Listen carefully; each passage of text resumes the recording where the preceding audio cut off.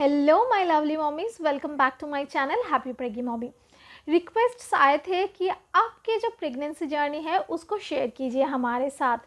मैंने मेरे प्रेगनेंसी के छोटे छोटे हिस्से मेरे व्लॉग्स के थ्रू से आप लोगों के साथ शेयर की है फ्रॉम डे वन। एंड मेरे प्रेगनेंसी में कुछ ड्रॉबैक्स थे। मैं स्टार्टिंग में बहुत ही ज़्यादा पीसीओडी के प्रॉब्लम से डील कर रही थी। प्रेगनेंसी के टाइम मेरे थायराइड आ गया था। सब कुछ मैंने आप लोगों के साथ डिस्कस किया है एंड कैसे मैंने कंसीव किया है वो भी मैंने डिस्कस किया है। बट फिर भी आप लोगों की रिक्वेस्ट की वजह से मैं एक डिटेल वीडियो लेके आ गई हूँ। आई होप दैट ये चिट चैट वीडियो आप लोगों को अच्छा लगेगा। So without any ado let's get started with the video. So मेरी शादी हुई थी in the rural part of Punjab. Punjab के एक बहुत ही रूरल पार्ट में मेरी शादी हुई थी। तो उधर बेसिकली शादी के कुछ दिन बाद ही एक्सपेक्ट किया जाता है कि बेबी हो जाएगा। मैं पहले भी एक वीडियो में बताई थी। एंड जब मैं शादी करके from Kolkata to Punjab move हुई थी तो मैं चारों तरफ यही देख रही थी कि जिनके भी शादी हो रहे हैं आई थिंक 6 मंथ्स के अंदर ही अंदर उनके बेबी हो जाते थे। सो somehow or the other I also got pressurized from my in-laws कि अब तुम भी एक बेबी ले लो। But honestly baby is a very big responsibility. मैंने एक वीडियो भी शेयर की थी आप लोगों के साथ कि 5 things you should remember before planning for a baby. यानी कि कुछ चीज़ हमको दिमाग में रखना होता है, उसमें बैंक बैलेंस भी होता है। जैसे आप बेबी कंसीव करते हो तो आपको और आपके पार्टनर के बीच में जो क्वालिटी टाइम है वो भी ख़राब हो जाता है। जी हाँ, ये बिटर ट्रूथ है। बेबी आने का तो खुशी होता है बट उसके साथ साथ आपके और आपके पार्टनर के बीच में जो एक स्ट्रॉन्ग बॉन्डिंग होता है वो थोड़ा सा लूजन अप हो जाता है, क्योंकि डेफिनेटली आपके बेबी को थोड़ा सा टाइम देना ज़रूरी हो जाता है और उसके साथ साथ आपके बॉडी में भी बहुत सारे फिजिकल चेंजेस आते हैं। तो तुरंत आफ्टर मैरिज बेबी ले लेना एक बहुत ही बड़ा रिस्पॉन्सिबिलिटी है जिसके लिए मैं बिल्कुल भी रेडी नहीं थी। So the fact that I had PCOD since I was in class 11, बहुत ही छोटी थी तब से मैं पीरियड मिस करना स्टार्ट कर दी थी। इन द बिगिनिंग मैं बहुत सारे एलोपैथिक मेडिसिन लेती थी बट उससे मेरे को प्रॉपर परमानेंट कोई रिज़ल्ट नहीं मिली थी। And at the and I think मैंने होम्योपैथी फॉर 7 years कंटिन्यू की थी, जिसके बाद मेरे ओवरी में जो सिस्ट था जो मैंने USG में देखी थी तो वो रिमूव हो गया था and I got reproductively healthy. So doctor ने मुझे यही बोले थे that you should not wait more than 30 years, तो उसके बीच में आप बेबी ले लो तो ही बेटर है। तो कहीं ना कहीं ये बात भी मेरे दिमाग में था। एंड हर कोई चाहते हैं कि हमारा एक छोटा सा बेबी हो, चाहे वो बेटा हो चाहे वो बेटी हो, राइट। सो ये भी कहीं ना कहीं मेरे दिमाग में था। एंड हमारा लाइफ भी चल रहा था, उसको भी सेटल करना था, जॉब्स भी ज़रूरी थी क्योंकि after marriage I lost my job क्योंकि I had to move to Punjab. And उधर मैं बिल्कुल नॉविस थी, मैं कैसे क्या करूँ कुछ समझ नहीं आ रही थी। एंड क्योंकि हमारा इंटरकास्ट मैरिज था तो सब कुछ बिल्कुल न्यू तरीके से मेरे सामने आया था। सो धीरे धीरे I got my job and got used to the lifestyle of Punjab. And उसके बाद आई थिंक 2.5 years हो गया था। उसके बाद मैं प्लान की थी with my husband that let's plan for baby. तो उसके बाद हमने ट्राई किया एंड ऑनेस्टली फर्स्ट ट्राई में मैं कंसीव कर गई। कहीं ना कहीं मेरे दिमाग में ये डर था क्योंकि आई हैड PCOD, तो मे भी हो सकता है मुझे दिक्कत हो या मेडिसिन लेना पड़े, इनफर्टिलिटी ट्रीटमेंट भी लेना पड़े क्योंकि मेरा जो PCOD था वो बहुत ही ज़्यादा सीवियर हो गया था। एंड उसके साथ साथ प्रेगनेंसी में मेरा जो थायराइड लेवल था वो भी थोड़ा सा बढ़ गया था। तो कहीं ना कहीं मेरे दिमाग में बहुत ज़्यादा डर बैठा था। And I was a working lady too during the time of pregnancy. मैं बिल्कुल रेस्ट में नहीं थी, मैं घर पे बैठी नहीं होती थी। कोई काम नहीं करनी है, बस लेटे रहना है, ऐसा नहीं की थी। So I did everything, I went out, मैं बाहर जाती थी, सब कुछ करती थी। सो आई नेवर न्यू कि मेरा प्रेगनेंसी इतना जल्दी सक्सेसफुल हो जाएगा, इतना जल्दी मेरा प्रेगनेंसी आ जाएगा, यही मैं नहीं सोची थी। तो एनीवे उसके बाद क्योंकि हमारा प्लान प्रेगनेंसी था सो कहीं ना कहीं आई न्यू दैट मैं प्रेग्नेंट हूँ। सो कुछ लोग को पूछते हैं मुझे कि आपके सिम्टम्स क्या थे, अर्ली सिम्टम्स क्या होता है। देखो प्रेगनेंसी में अर्ली सिम्टम यही होता है पीरियड मिस हो जाना। पीरियड मिस हो जाना एक बहुत बड़ा सिम्टम तो होता है बट किसी किसी को सर घूमना, चक्कर आना, ब्लैकआउट हो जाना, उल्टी होना, ये सब होता है, टायर्डनेस होना। बट हर किसी को ये नहीं होता है। मेरे केस में मेरे को बिल्कुल भी नहीं फील हुआ था कि मैं प्रेग्नेंट हूँ। एंड मैं हर बार की तरह अब भी बोल रही हूँ कि अगर आपको कोई सिम्टम नहीं आता है तो your pregnancy is most healthy. So इसके बारे में आप टेंशन मत लो कि मेरे फ्रेंड को सिम्टम्स मिल रहा है, मेरे को क्यों नहीं मिल रहे हैं। सो अगर आपको कोई सिम्टम नहीं मिल रहा है तो इसका मतलब आपका प्रेगनेंसी बहुत ही अच्छा जा रहा है। तो मैंने कोई रिस्क नहीं लिया था, मैंने ओव्यूलेशन ट्रैक किया था। सो मेरा पीसीओडी था एंड उसके वजह से मेरा इरेगुलर पीरियड होता था। सो मोटा मोटी आई थिंक मुझे 2 प्रेगनेंसी किट लग गया था, सॉरी ओव्यूलेशन किट लग गया था।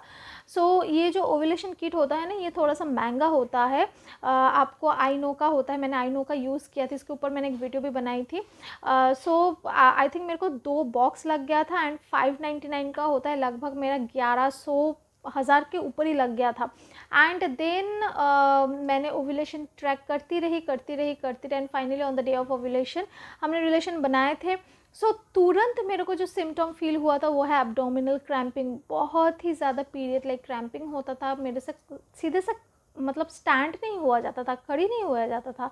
सो मेरे को समझ नहीं आ रहा था ये किस वजह से हो रहा है। एंड कहीं ना कहीं क्योंकि ये मेरा फर्स्ट बेबी था तो मुझे लग रहा था मे बी हम रिलेशन बनाने के time may be internally deep penetration करने के वजह से हर्ट कर दिए हैं इंटरनल किसी ऑर्गन में, इसलिए हो रहा है। बट अगेन धीरे धीरे जैसे टाइम पास हो रहा था एंड फाइनली जब मैंने पीरियड मिस की थी so I was quite confused, क्योंकि ऑनेस्टली मेरे पीरियड वैसे इरेगुलर था। सो पोस्टपोन होता रहता था। सो कहीं ना कहीं मेरे को ऐसा लग रहा था मे बी पीरियड आ जाएगा। So I waited and finally I started testing. So वो वीडियो मेरा बहुत ही ज़्यादा वायरल हो गया है एंड डिस्क्रिप्शन में मैं नीचे लिंक दे दूँगी, आप देख लेना कि मेरा लाइन प्रोग्रेशन वाला वीडियो कैसे हुआ है। डे 8 से स्टार्ट करके 24 तक, डे 24 तक मैंने उसको ट्रैक किया बस मेरे प्रेगनेंसी को, कि लाइन प्रोग्रेस हो रहा है कि नहीं। क्योंकि ऐसा माना जाता है कि अगर लाइन प्रोग्रेशन नहीं हो रहा है तो अबॉर्शन होने का चांस हो जाता है, स्पॉन्टेनियस मिसकैरेज हो जाता है, एक्टोपिक प्रेगनेंसी होता है, ब्लाइटेड ओव्यूम होता है, मोलर प्रेगनेंसी होता है, काफ़ी सारी चीज़ें होने का चांस रहता है। तो इसीलिए मैं बहुत ज़्यादा डरी हुई थी एंड एक्चुअली मैं फ़र्स्ट टेस्ट जब की थी सो वो मैं रात को कर ली थी out of excitement. So obvious सी बात है तब एचसीजी हार्मोन बहुत ही कम होता है, सो मेरे को प्रॉपर रिजल्ट नहीं आया था। ऑन द नेक्स्ट डे मैंने मॉर्निंग को टेक्स्ट किया था तो बहुत ही हल्की लाइन आई थी, अब वो वीडियो देख लेना, उधर अच्छे से आपको पता चल जाएगा, लिंक मैं दे दूँगी। सो फाइनली ग्रेजुअली जब मैं देख रही थी कि लाइन प्रोग्रेस कर रहा है सो मैं लैब टेस्ट की थी। सो लैब टेस्ट में मैं तुरंत चली गई थी तो उधर भी 50-50 पॉसिबिलिटीज़ दिखाए थे, क्योंकि एचसीजी जो हार्मोन होता है इम्प्लांटेशन होने के बाद जो हार्मोन रिलीज़ होता है ना, जो हार्मोन हम प्रेगनेंसी किट में डिटेक्ट करता है यूरिन में, सो वो तब तक इंक्रीज़ नहीं हुआ था।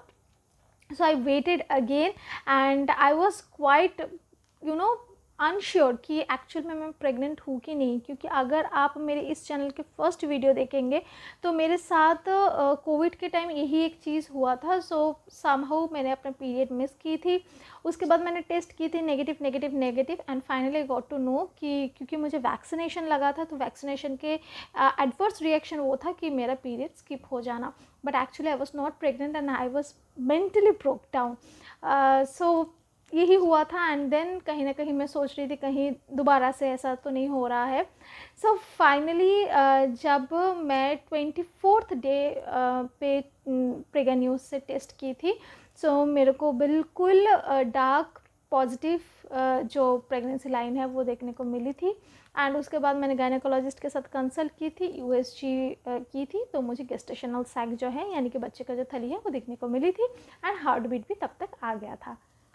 अब जैसे जैसे प्रेगनेंसी प्रोग्रेस करना स्टार्ट किया है, ब्लड टेस्ट तो कर रही थी मैं, सीबीसी वगैरह चल रहा था and then I got to know कि मेरे को थायराइड है एंड डॉक्टर सेड दैट क्योंकि आपको पीसीओडी का प्रॉब्लम है उसके साथ साथ आपको थायराइड आ गया है तो स्पॉन्टेनियस मिसकैरेज हो जाने का चांस बहुत हाई है। सो आप थोड़ा सा देख के चलिएगा। बट ऑनेस्टली कहूँ मैं बिल्कुल भी रेस्ट पे नहीं थी, मैं काम करती थी, हाँ मैं डाइट अच्छे से लेती थी एंड मुझे प्रेगनेंसी के लास्ट कुछ महीने में बहुत ही ज़्यादा भूख लगता था तो मैं बहुत खाती थी। ऑनेस्टली मेरा जो डिलीवरी था वो बहुत ही अच्छे से हो गया था। 25 दिसंबर मेरे जो बेटे है दिलप्रीत उसका नाम रखा हुआ है, मैंने उसका भी वीडियो शेयर की थी, नेम रिवील वीडियो। तो उसको मैंने बर्थ दिया है। एंड मेरे को पता भी नहीं था कि 25 दिसंबर मेरा सी सेक्शन होगा। I was planning for normal delivery and उसके लिए मैं बहुत वर्क करती थी, एक्सरसाइज करती थी, everything I tried, but baby ने पहले ही स्टूल पास कर दिया था एमनोटिक फ्लूइड के अंदर एंड तुरंत हमको ओटी करना पड़ा। सो 25 दिसंबर बाय गॉड्स ग्रेस मेरा बेबी बॉय आया है दुनिया में। एंड उसके बाद अभी चल रहा है, things are running very nicely and we are all enjoying our parenthood. So अगर मैं हॉस्पिटल की एक्सपीरियंस की बात करूँ वो तो बहुत ही गंदा था। सो आप लोग देख सकते हो कि मैंने जिस हॉस्पिटल में डिलीवर की थी उधर एक्चुअली मैं मेरे जो सारे फैमिली मेम्बर्स हैं, सो मेरे भाई बहन सारे उसी हॉस्पिटल में बर्थ लिए हैं। सो तब जो फीडबैक मेरे को मिला था हॉस्पिटल के बारे में, that was really very nice. And then उसके बाद जब मैं इनिशियली उधर एडमिशन ली थी तो मेरा जो एक्सपीरियंस था वो बहुत ही ख़तरनाक था। And at the end of the day I was like praying to the god कि मेरे को प्लीज़ छुट्टी दे दो, मैं घर पे चली जाऊँ। एंड मेरे बेटे को भी बहुत ज़्यादा इंजेक्शन्स लगा था, उसको एंटीबायोटिक्स लग रहा था क्योंकि डॉक्टर ऐसे बोले थे कि हो सकता है क्योंकि मेकोनम स्टेन है, यानी कि बेबी एमनोटिक फ्लूइड के अंदर स्टूल पास कर दिया है ऑलरेडी। सो हो सकता है कि वो एनगल्फ भी कर लिया, यानी कि पी लिया है उसको। तो अगर ऐसा है तो बॉडी में सेप्सिस हो जाने का चांस है, तो एंटीबायोटिक देना लाजमी है। बट जबकि इसका जो ब्लड कल्चर का टेस्ट का जो रिपोर्ट है वो आ गया था, तो मेरे को बिल्कुल बताया नहीं गया था, and I was continuously waiting for the report. So वो एक्सपीरियंस बहुत ही ज़्यादा गंदा था। बाकी जो हॉस्पिटल का कल्चर है वो भी बहुत डिटोरिएट हो चुका है, तो उसके बारे में मैं डिटेल वीडियो विथ पिक्चर्स सब कुछ दे दिया है, तो आप लोग चेक कर लेना। लास्टली मेरे पास कुछ क्वेश्चंस आए थे कि क्योंकि आपकी शादी पंजाब में हुए है एंड आपका हस्बैंड सिख है, तो उधर नामकरण का जो रिचुअल होता है वो आप लोग क्यों नहीं मनाए हो। सो देखो, मैं बंगाली हूँ, मेरा हस्बैंड पंजाबी है एंड मेरे बेटे का नाम मैंने खुद से सोच कर रखे थे। मैंने ऐसा सोचा था कि अगर मेरी गुड़िया होगी तो उसके नाम रखूँगी मैं इंद्रप्रीत, और अगर मेरा बेटा होगा तो मैं नाम रखूँगी दिलप्रीत। सो फाइनली मेरा बेटा हुआ। तो मैं जब से 5 मंथ्स प्रेग्नेंट थी तब से मैं सोच कर रखी थी। सो फाइनली उसको चेंज करने का कोई ऑप्शन ही नहीं था। एंड मेरे को लगता है कि नामकरण करके नाम जितना शुद्ध होता है, आई थिंक एक बच्चे के लिए उसकी जो मदर होती है, माँ होती है, उसकी ब्लेसिंग सबसे ज़्यादा इम्पॉर्टेंट है। सो डजेंट मैटर कि आप नामकरण पंडित से करवा रहे हो या खुद रख रहे हो। सो ये था मेरा प्रेगनेंसी स्टोरी, बहुत ही छोटा था बट इंटरेस्टिंग था, तो मैंने आप लोगों से शेयर किया क्योंकि आप लोगों ने बहुत सारे रिक्वेस्ट किए थे इंस्टाग्राम में।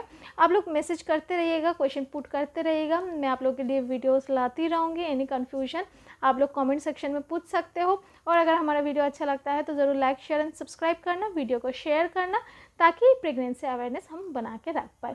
मिलते हैं नेक्स्ट वीडियो पे नेक्स्ट किसी इंटरेस्टिंग टॉपिक के साथ। टिल देन सारे अच्छे से रहिएगा। Happy pregnancy.